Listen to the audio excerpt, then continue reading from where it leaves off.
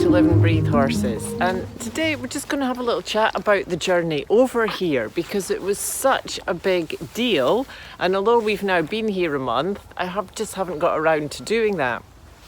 So the weather first, I mean, look at this, it's absolutely gorgeous, and we were so lucky on the trip. It was like that all the way over Umo.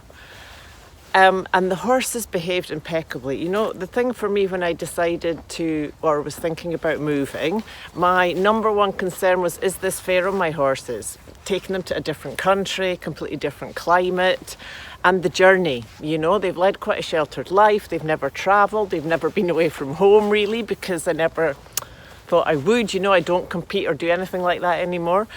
So it was all a massive concern to me. You know, it was my main worry was about the horses, and of course, you know, that's a huge expense and a huge journey. You can't just suddenly go, oh well, I'm going to change mine and go back. So they behaved impeccably. You know, every night we stopped at a different place. Some places they were much more unsettled than other places. We had a few really nice places where they settled in and were more relaxed. They didn't lie down, so they got really tired, you know. The journeys, the days were 12 hours long, which was 8 hours driving, and then all the stops that you have to make for the tachograph.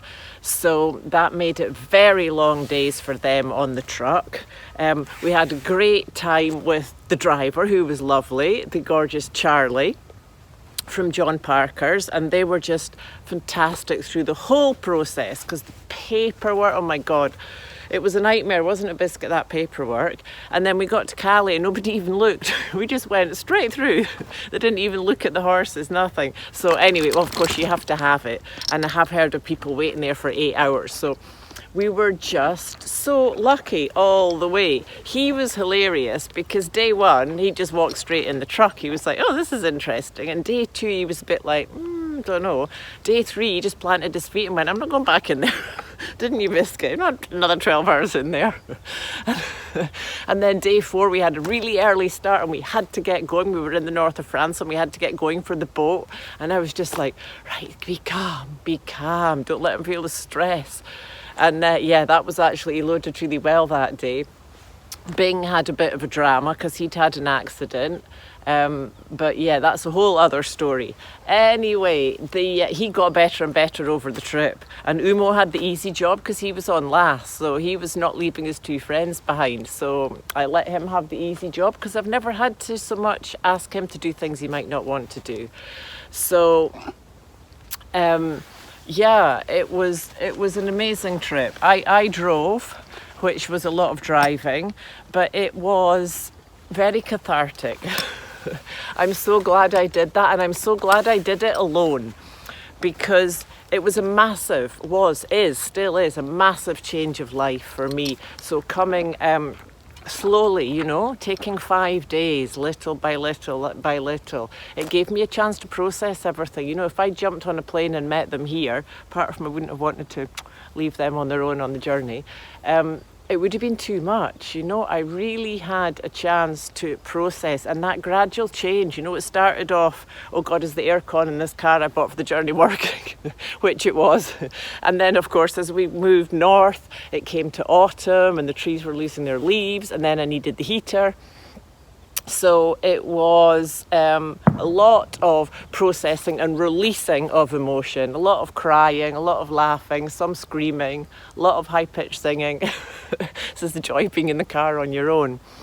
And the funny thing was, when we arrived here, so it was another day in the truck, it was another new place. So off the truck into a new stable. But the funny thing was, they walked in the stables here, and within half an hour, Umo lay down, and then the other two lay down. And it was like evening, it wasn't even night. And I was like, oh my God, they're all sick, they've got a colic.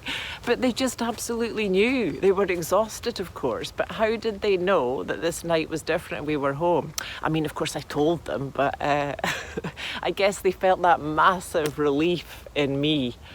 Oh my God, it was such a relief to get them here, all safe and sound. Mauricio got a tiny little cut on his eye, but nothing to worry about. So we're just going to get on and do a bit of playing around in our lovely new arena. We never had a posh arena before, so anyway, it was a fabulous journey. I would have liked to have done it actually riding and taken however long that took, months and months, but it just at this time was not practical. And with events that have happened since I got here, it would have been an absolute disaster if I had been doing that. So anyway, thank you for joining me today. I look forward to seeing you next time, and keep tuning into the light.